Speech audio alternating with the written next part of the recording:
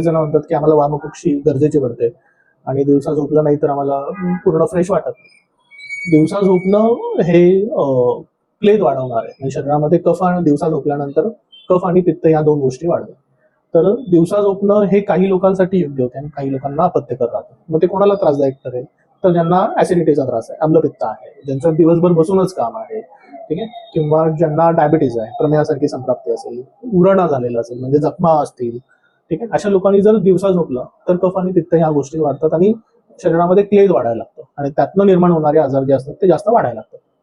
साधा सोपं जर एक तुम्ही एक्झाम्पल घेतलं की ज्यांना डायबिटीज आहे त्यांनी जर जेवणानंतर लगेच झोपलं तर त्यांची शुगर असते ते 30 ते 40 वाढते. पीपी म्हणजे जेवणानंतरची जी साखर असते ती लगेच 40 पॉईंटनी वाढायला मग लगेच त्या झोपेची मदत होते.